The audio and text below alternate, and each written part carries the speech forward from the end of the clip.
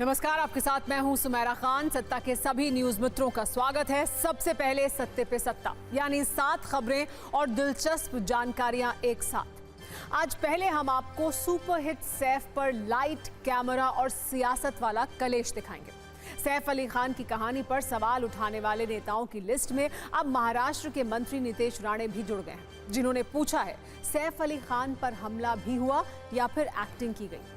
वैसे आज हम आपको सैफ की स्टोरी में आए कुछ ऐसे ट्विस्ट बताएंगे जिसमें बहुत मसाला है। फिर दिल्ली में यूपी के सीएम योगी आदित्यनाथ की एंट्री पर एक राजनीतिक कुंजी खोलेंगे, जिन्होंने आज केजरीवाल और आम आदमी पार्टी पर कटाक्ष की बारिश कर दी। अब से थोड़ी देर में ओवैसी की रैली भी होने वाली है, मतलब दिल्ली का सियासी तापमान बढ़ने वाला है। फिर सत्ता में एक ऐसे चेहरे खतरे की घंटी जो भारत के लिए बजी है। वर्ष 1971 के बाद आईएसआई के कदम बांग्लादेश में पड़े हैं। चर्चा है यूनुस की सत्ता और आईएसआई के बीच किसी साजिश की स्क्रिप्ट लिखी जा सकती है। बांग्लादेश की कूटनीति में कौन सी धूर्त नीति है, ये भी समझेंगे। फिर आपको किराए के मकान में कैश का पहाड़ दिखाएंगे, जिसकी लोकेशन बिहार के बेतिया में है। एक शिक्षा अधिकारी के घर में बेड पर कैश ही कैश मिला, जबकि बोरी में गहने भरे हुए थे।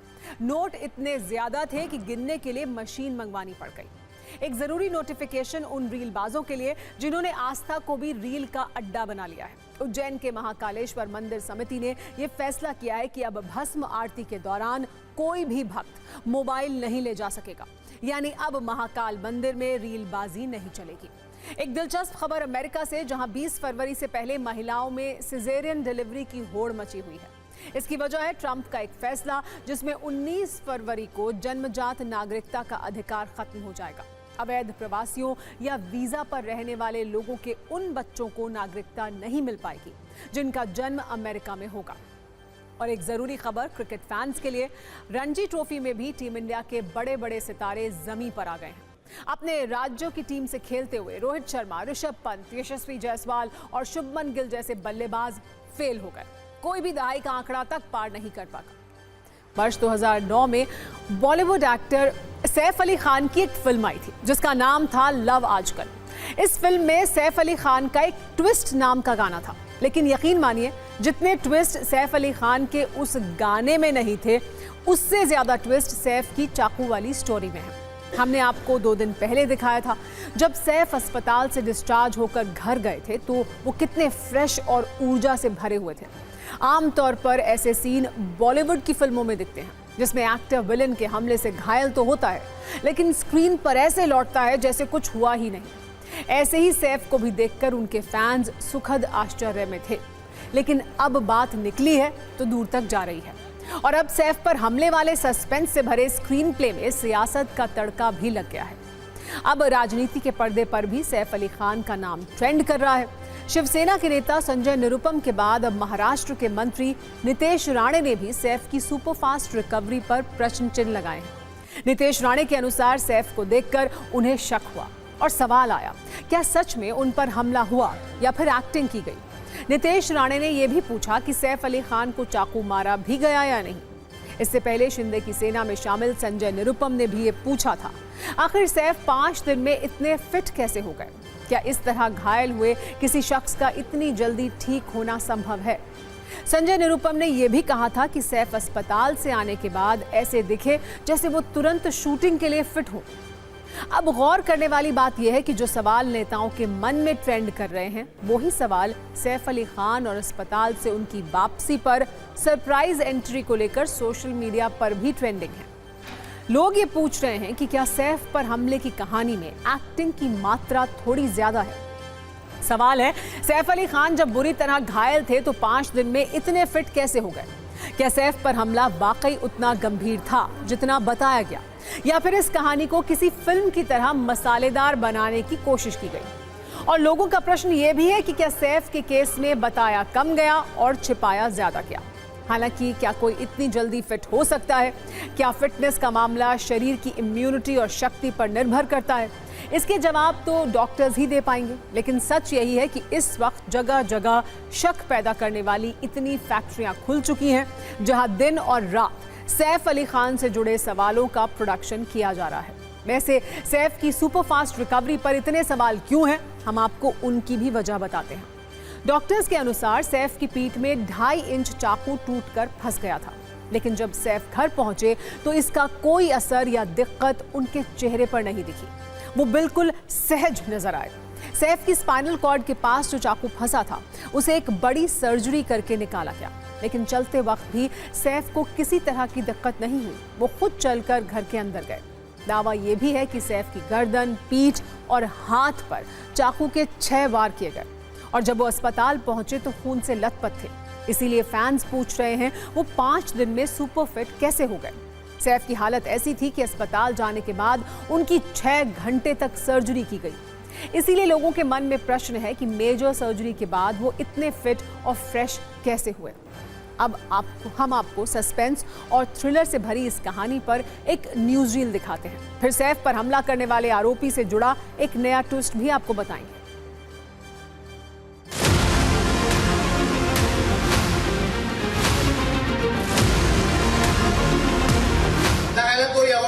असा बाहेरून चालत होता, मला संशय राहिला का घर चाकू मारला की ह्यानी कुठेतरी असंच ऍक्टिंग करून बाहेर निघाला, असं टून टून टून करून असतंय ते।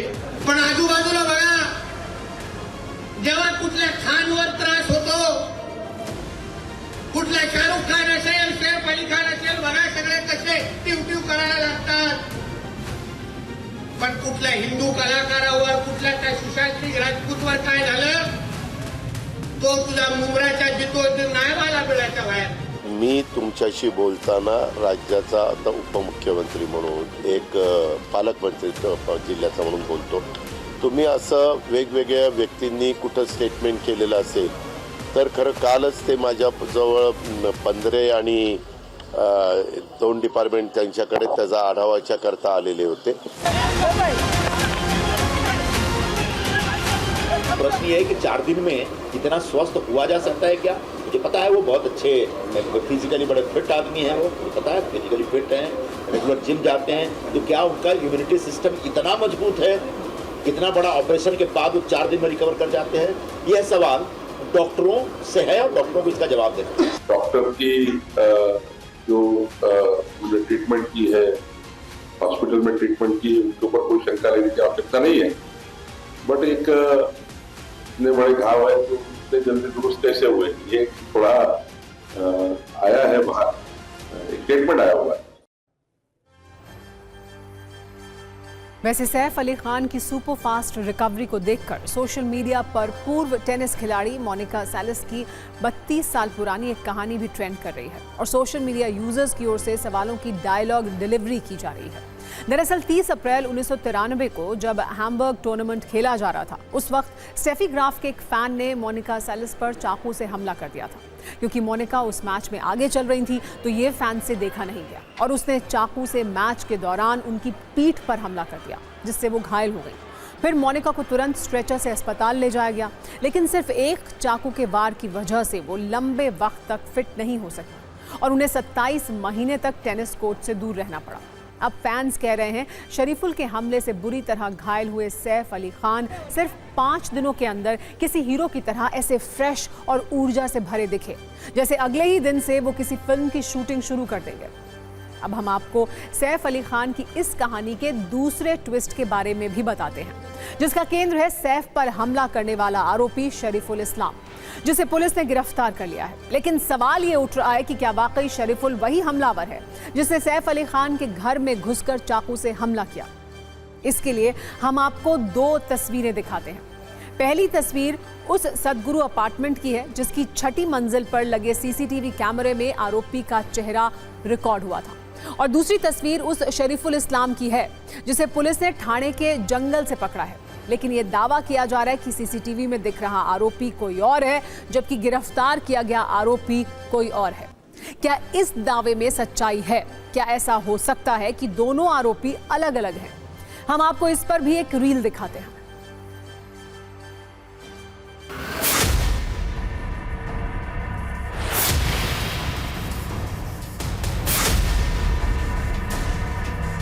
ये आरोपी वही है, ये सिद्ध करना ये पुलिस का काम पूरा इन्वेस्टिगेशन बाकी है। देखिए, फोटो हमलावर एक फोटो पे आप लेके नहीं चल सकते हैं, उसको सिर्फ उसका चेहरा मिलता जुलता है या वो नहीं है।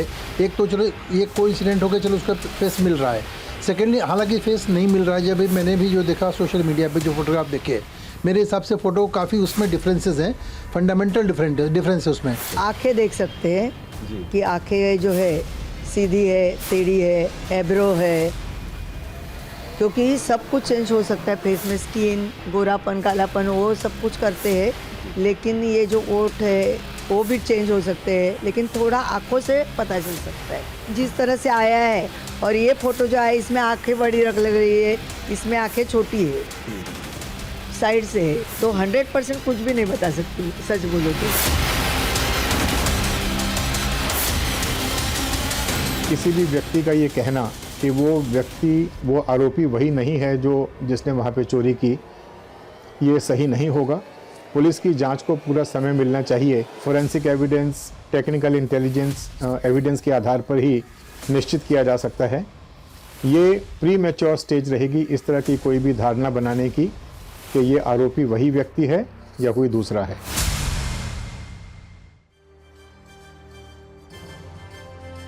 अब इस कहानी में शरीफुल इस्लाम के पिता के बयान से भी एक नया ट्विस्ट आ गया है। उन्होंने आज TV9 भारतवर्ष से एक्सक्लूसिव बात की और ये कहा कि जो शख्स सैफ के अपार्टमेंट के CCTV में दिख रहा है वो उनका बेटा है ही नहीं। सुनिए उन्होंने क्या कहा। আমি তো দেখেছি যে শরীফুল কে আটক করেছে সে তো সেই শরীফুল তো আমার ছেলে, কিন্তু যে ছবি ভিডিও ফুটেজে আছে দেখালো সেই ছবি সেই ছবিতে চুল বড়। পুরা ভারতবর্ষে বিশাল দেশ, আমাদের বাংলাদেশ তো অনেক ছোট, তা অত বড় দেশে মানুষের মতো মানুষ তো আছে। और सत्ता की अगली खबर बिहार से है, जहां कल एक ऐसी तस्वीर आई जो पिछले 2 दशक से टीवी स्क्रीन से गायब थी। 1990 के दशक में बिहार से अक्सर गैंग वॉर और दिन दहाड़े फायरिंग की खबर आती थी। कल भी ऐसा ही हुआ।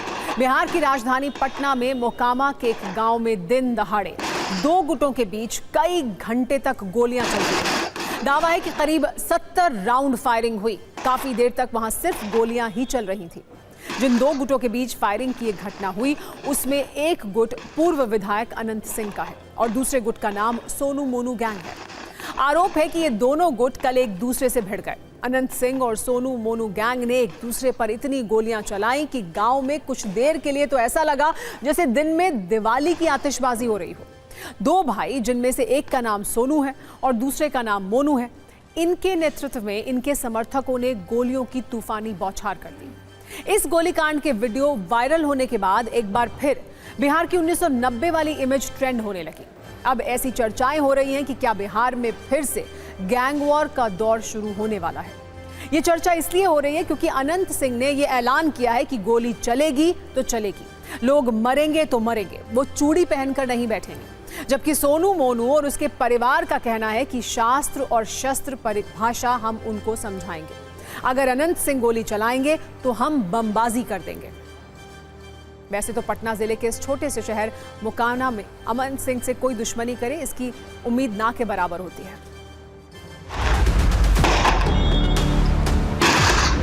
तो आगू बढ़ेगा तो हमरे पूछ के बढ़े नहीं बढ़ेगा तो बढ़ेगा। क्या चूड़ी पहन के बैठल है? अगर किसी के घर पर गोली चलाएंगे, साथ और अछात हम भी बम चलाएंगे। तो बचावे जाएगा तो गोली चलेगा, दाऊद चलेगा, तलवार। अच्छा, मरेंगे, मारेंगे, करेंगे, क्या करेंगे? हम भी यही हैं, वो भी वही हैं। विदेश तक जाएगा लड़ाई, आगे बढ़े तो बताए विदेश तक जाएगा। पूरा बिहार जानता है उनके कर्मों का। आज नया गोली चला है।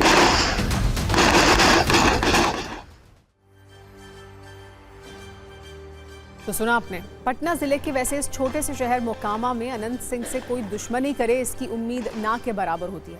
लेकिन सोनू मोनू का अनंत सिंह से भिड़ने के पीछे का कारण वर्चस्व की लड़ाई है।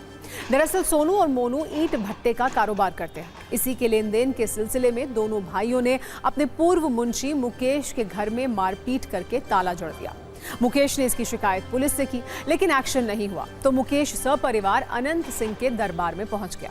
अनंत सिंह अपने समर्थकों के साथ मुकेश के गांव हमजा पहुंचे और ताला खुलवा दिया। अनंत सिंह ने ताला खुलवाने के बाद सोनू और मोनू दोनों को बुलाया। आरोप है कि सोनू मोनू तो नहीं आए, लेकिन गोलियां चलने लगी। इसके बाद अनंत सिंह के समर्थकों ने भी सोनू मोनू के गांव नौरंगा पहुंचकर अंधाधुंध गोलियां दागी और बिहार की 1990 की दशक वाली पिक्चर फिर से रिलीज हो गई।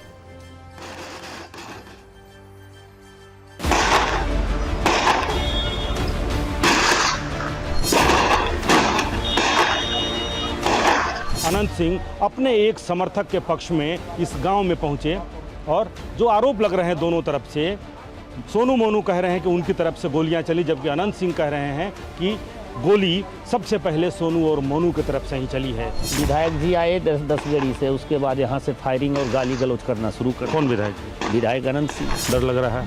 बहुत डर लग रहा है।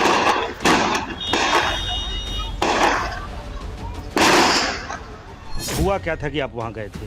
यहाँ पर कांटे खींचे, जिसको मारा, घर द्वार बंद कर दिया, दांत बूढ़ी को उखाड़ लिया, 3 औरत के दांत पकड़ के पिलाट से खींच दिया। उसके बाद हम कहे कि सोनू मोनू को बुला कर लाओ, कहेंगे वो चोर के। सूचना भिजवाए कि आओ? हाँ, 2 आदमी दिया, हम खड़ा रहे, बुला कर लाओ, तो बोल मिल गया तो गोली चला दिया। गोली वो चलाया कि गोली आप लोग की तरफ से? गोली उन्हीं के पास चली है। गोली हम तो खेत पटा रहे थे, हमरे जनता के पास गोली है जो गोली चलाएगा। अब अगर कुछ हुआ है तो कहीं आगे फिर ये अदावत बढ़े तो आगू बढ़ेगा, तो हमरे पूछ के बढ़े नहीं बढ़े, बढ़ेगा तो बढ़ेगा। क्या चूड़ी पहन के बैठल है, बढ़ेगा तो बढ़ेगा। अगर किसी के घर पर गोली चलाएंगे तात और अछात हम भी बम चलाएंगे। तो बचावे जाएगा तो गोली चलेगा, दाऊद चलेगा, तलवार। हमारे आदमी को मारने के लिए कोई मार रहा है तो बचाने के लिए प्रयास करबे नहीं करेगा, उसमें जे चले। वो साड़ है, ट्रेन को देखते हैं ना तो उसमें टकरा जाते हैं। वही काम यहाँ आके वो किए, अपनी बर्बादी की गाथा वो स्वयं लिख रहे हैं। भी कह रहे हैं कि हम चूड़ी नहीं पहने हैं, आप कह रहे हैं कि हम भी डर के नहीं रहेंगे, तब तो इस इलाके में लड़ाई होगी। लड़ाई होगी तो होगी, लड़ने के लिए तैयार है।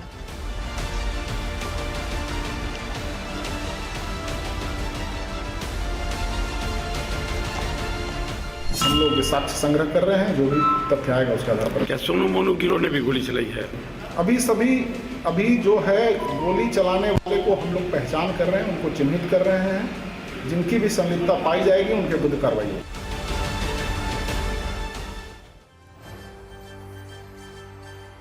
वैसे तो अनंत सिंह के समर्थक मोकामा में उन्हें छोटे सरकार के नाम से पुकारते हैं, यानी सरकार के बाद अगर इस इलाके में किसी की चलती है तो वो अनंत सिंह है। गरीबों की मदद करने के मामले में उनकी छवि रॉबिन हुड वाली है। अनंत सिंह पर एक दौर में हत्या, अपहरण, लूट समेत कई तरह के आपराधिक मामले दर्ज थे। ज्यादातर मामले में वो बाइज्जत बरी हो चुके हैं। उनकी इज्जत इतनी ज्यादा है कि कई मामलों में उनके खिलाफ कोई गवाही देने के लिए भी तैयार नहीं हुआ। अनंत सिंह कई बार मोकामा से विधायक रह चुके हैं। फिलहाल उनकी पत्नी यहां से विधायक है। राजनीति से गहरा जुड़ाव होने के कारण अब इस फायरिंग कांड पर राजनीति हो रही है। तेजस्वी यादव कह रहे हैं कि जंगल राज कहने वाले अब देखें कि पटना में दिन दहाड़े क्या हो रहा है। बिहार में ये डबल इंजन की सरकार नहीं, बल्कि एक अपराध का इंजन है और एक भ्रष्टाचार का इंजन है, और इस पे तो कार्रवाई होनी चाहिए। हम तो कह रहे हैं मुख्यमंत्री जी बाहर निकलें, चीज़ों को देखें और इस पे घटना पर जो क्या उनका वक्तव्य है, क्या स्टैंड है, वो बोलें। अपराध के मामले में सब लोगों को एक साथ आकर के सरकार से सवाल पूछना चाहिए कि अपराधी बेलगाम क्यों है और लॉ एंड ऑर्डर का क्रिमिनल डिसऑर्डर कैसे हुआ। पिछले 2 दशकों में बड़ी मुश्किल से बिहार गैंग वॉर वाली छवि से निकल पाया था। अनंत सिंह के भी गैंग वॉर के नए किस्से आने बंद हो गए थे, लेकिन अब नए सिरे से अनंत सिंह और सोनू मोनू गैंग के बीच फायरिंग और दुश्मनी से बिहार को नुकसान होगा। सोशल मीडिया की भाषा में कहें तो ये बिहार का गैंग वॉर वाला स्टेटस अपडेट है।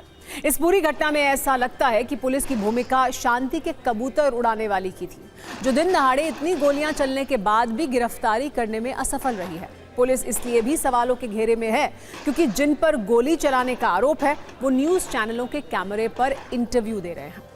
बिहार के इस गोलीकांड के बाद आपको बिहार से ही आया अब वो वीडियो भी दिखाते हैं जिसमें कैश की अनंत गड्डियां हैं। बिहार के बेतिया में जिला शिक्षा पदाधिकारी के घर पर विजिलेंस ने छापेमारी की है, जिसमें इतना कैश मिला कि नोट गिनने के लिए मशीन मंगानी पड़ी। जिस जिला शिक्षा पदाधिकारी के घर पर छापेमारी हुई उनका नाम रजनीकांत प्रवीण है। पटना में उनका एक किराए का मकान है। आज सुबह सुबह विजिलेंस की टीम उनके घर पहुंची। पूछताछ के बाद तलाशी शुरू की तो कैश का भंडार मिला। पहले तो विजिलेंस की टीम ने इसे खुद से गिनने की कोशिश की, लेकिन थोड़ी देर में उन्हें यह समझ आ गया कि मशीन के बिना इसे कम समय में गिनना मुश्किल ही नहीं नामुमकिन है। फिर कैश गिनने वाली मशीन मंगाई गई, जिसके बाद करीब 8 घंटे तक नोटों की गड्डियों की गिनाई हुई और कुल 60 लाख रुपए बरामद हुए। पिछले 3 वर्षों से रजनीकांत प्रवीण बेतिया में जिला शिक्षा पदाधिकारी के पद पर हैं। उनका वेतन करीब 1 लाख रुपए है, लेकिन उन पर आरोप यह है कि उनकी लाखों रुपए की अवैध कमाई उन्होंने की है। दावा किया जा रहा है कि शिक्षा पदाधिकारी ने कई जगह जमीन भी खरीदी है और कई जगह पर बड़े बड़े प्रोजेक्ट में निवेश किया है। वैसे भारत विरोधाभासों का देश है। जो राज्य आंकड़ों में बहुत गरीब दिखता है वो करोड़पतियों के आंकड़ों में अमीर दिखता है। तमाम आंकड़ों में बिहार को गरीब और कमजोर बताया जाता है, लेकिन करोड़पतियों की संख्या के मामले में बिहार टॉप 10 में है। हालत यह है कि जितने करोड़पति कर्नाटक में हैं, लगभग उतने ही करोड़पति बिहार में हैं, जबकि कर्नाटक देश के सबसे अमीर राज्यों में गिना जाता है। सत्ता में अगली खबर की शुरुआत एक तस्वीर से करते हैं, जिसमें एक हेलीकॉप्टर की मदद से कुछ लोगों का रेस्क्यू किया जा रहा है। ये तस्वीर जम्मू कश्मीर के राजौरी जिले के एक गांव की है, लेकिन ये कश्मीर में सेना का कोई एंटी टेरर ऑपरेशन नहीं है। ये एक रहस्यमयी बीमारी के आतंक का नतीजा है। एक ऐसी बीमारी जिसकी वजह से पूरा गांव सील हो चुका है। यहाँ लोगों के आने जाने पर पाबंदी लग चुकी है, इसलिए अब बीमार लोगों को हेलीकॉप्टर से जम्मू के अस्पताल लाया गया है। राजौरी के बड़हाल गांव में रहस्यमयी बीमारी से अब तक 3 परिवारों के 17 लोगों की जान जा चुकी है। मरने वालों में 12 बच्चे हैं। आधिकारिक तौर पर अभी ना तो इस बीमारी का नाम पता है और ना ही वजह। हर बीतते दिन के साथ हालात बिगड़ते जा रहे हैं। अब पूरे गांव को क्वारंटीन कर दिया गया है। पुलिस की तैनाती है। पूरा गांव एक तरह से छावनी में बदल चुका है। 5 लोग अब भी इस बीमारी से लड़ रहे हैं।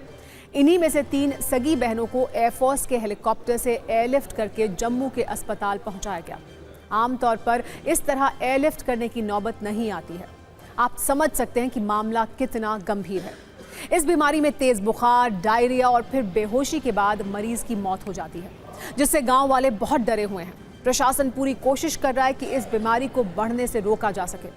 गांव को 3 कंटेनमेंट जोन में बांट दिया गया है। पहले कंटेनमेंट जोन में उन घरों को कवर किया गया है जिनमें मौत हो रही है। इन घरों को सील कर दिया गया है और आने जाने पर प्रतिबंध लगा दिया गया है। दूसरे में उन लोगों को रखा गया है जो रहस्यमयी बीमारी से प्रभावित लोगों के संपर्क में आए। इन 60 लोगों को सरकारी मेडिकल कॉलेज में रखा गया है। उनके स्वास्थ्य पर लगातार डॉक्टर्स की नजर है। तीसरे जोन में गांव के सभी परिवार शामिल हैं। सभी परिवारों को खाना पीना देने की जिम्मेदारी मेडिकल स्टाफ पर है। गांव में लोगों के इकट्ठा होने पर पाबंदी है। गांव वालों को डर है कि ये बीमारी कहीं 3 परिवारों के बाद पूरे गांव में ना फैल जाए। हालांकि हेल्थ एक्सपर्ट्स इसे अभी कोई संक्रामक बीमारी नहीं मान रहे। इसके तेजी से फैलने की आशंका से भी इनकार किया जा रहा है। केंद्र सरकार की ओर से भेजी गई टीम इसकी वजह का पता लगाने की पूरी कोशिश कर रही है। अभी तक ऐसा बताया जा रहा है कि किसी कीटनाशक का इस्तेमाल इस बीमारी का कारण हो सकता है।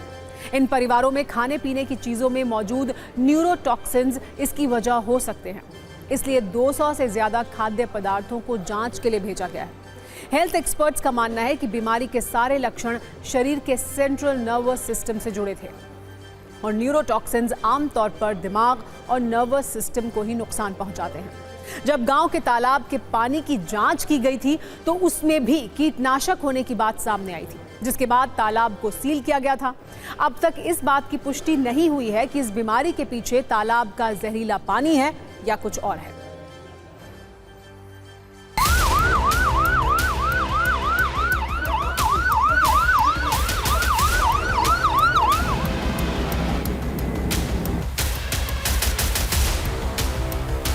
कि ये कोई वायरस या बैक्टीरिया नहीं है।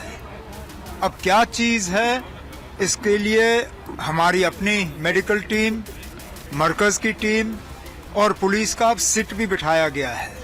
हम जवाब जो है वो हासिल करेंगे और लोगों को बताएंगे। अब इसमें थोड़ा सा वक्त लग रहा है क्योंकि अभी तक सब्सटेंस क्या है, किस वजह से ये सब हो रहा है, इसके बारे में पूरी तरह से हम पता नहीं कर पाए। गवर्नमेंट इसको लेके बहुत संजीदा है। हम दिन रात इस पर मेहनत कर रहे हैं और खासकर जो बड़हाल की अवाम है उससे मैं अपील करना चाहता हूँ कि आपने किसी हड़बड़ाहट में नहीं आना, पैनिक में नहीं आना है। आपको जो रजौरी शिफ्ट किया जा रहा है वो आपकी बेहतरी के लिए, आपकी भलाई के लिए किया जा रहा है। इनविजिबल दुश्मन के साथ लड़ाई करते हैं, क्योंकि हमें दिखाई नहीं दे रहा ना कौन है। जब इनविजिबल दुश्मन के साथ लड़ाई करते हैं हम हर हथकंडा अपनाते हैं ताकि हमें नुकसान हो। तो ये जो हमारी सरकार है ये चाहती है कि हमारी जो लोग हैं सुरक्षित रहें और उनको उस जगह से निकाल के उनको सेफर प्लेसेस पे लाया। This is not a quarantine.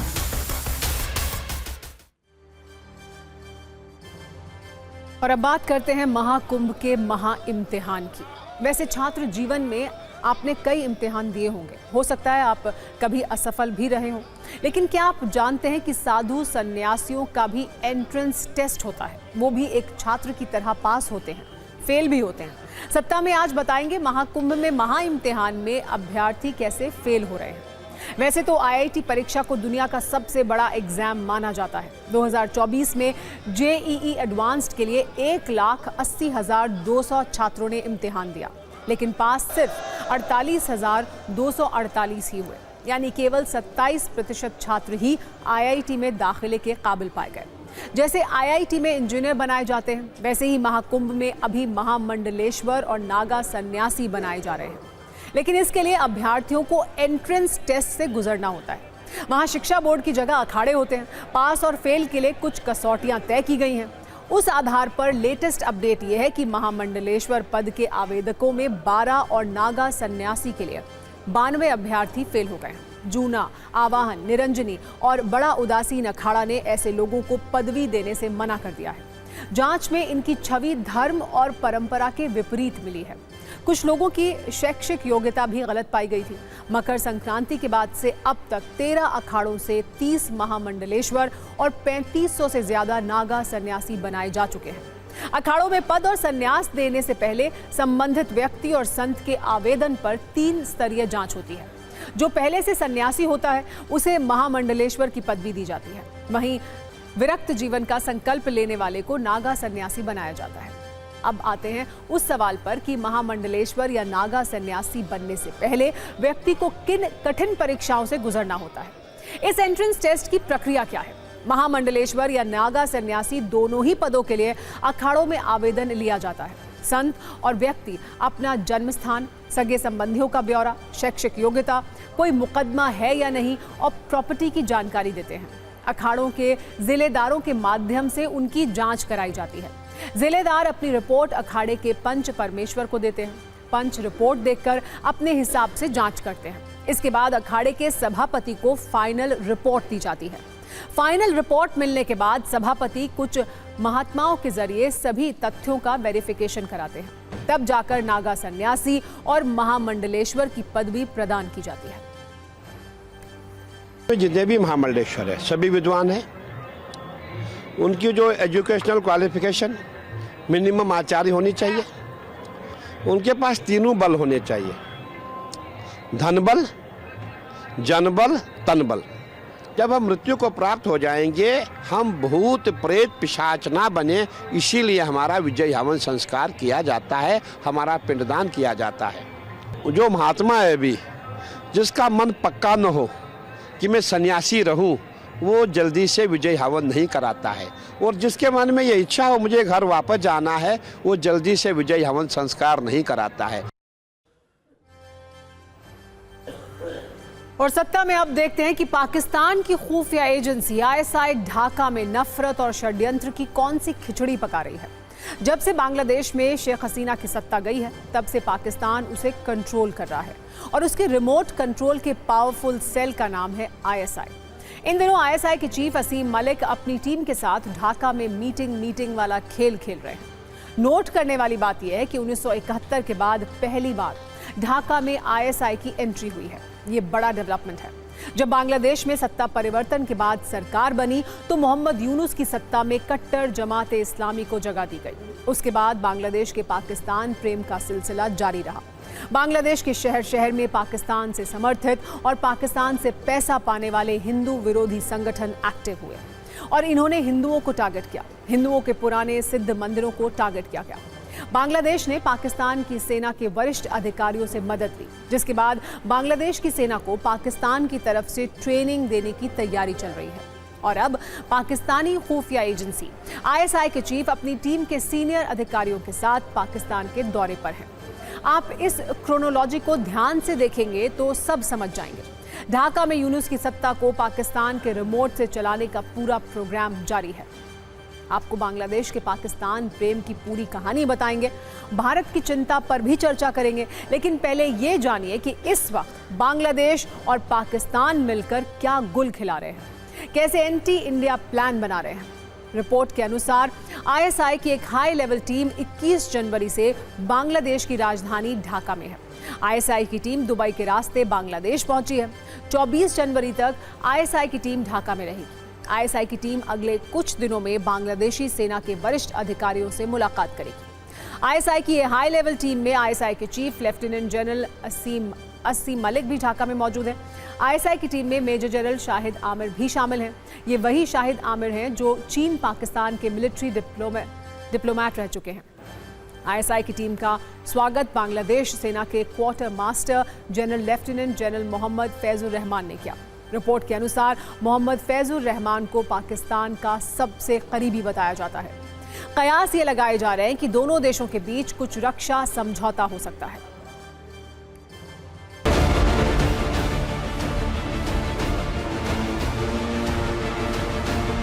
Intelligence agencies के इन दोनों के मिलने की जरूरत क्या है? ना इन दोनों देशों के बीच में कोई आपस में एक दूसरे की इंटेलिजेंस या आतंक के खतरे हैं। इन दोनों देशों के इंटेलिजेंस के लीडर्स, सीनियर ऑफिशियल्स का मिलना ये इंडिकेट करता है कि ये दोनों देश अपने रिश्तों में एक स्ट्रेटेजिक डायमेंशन ऐड करने जा रहे हैं। इन मीटिंग्स के बाद ये हो सकता है कि पाकिस्तानी इंटेलिजेंस के कुछ अफसर यहाँ बांग्लादेश में आके ट्रेनिंग दें, या बांग्लादेशी कुछ इंटेलिजेंस अफसर्स वहाँ जाएं ट्रेनिंग के लिए, या जो भी इस तरह की चीज़ें हों।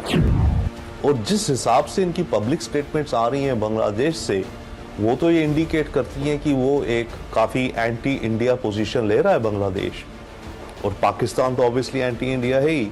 तो आई थिंक लॉजिकल कंक्लूजन ये बनता है अनफॉर्चुनेटली कि बांग्लादेश और पाकिस्तान की इंटेलिजेंस जो कोऑपरेट कर रही है, उसमें जो भी आउटकम निकले वो भारत के लिए वेलकम नहीं है।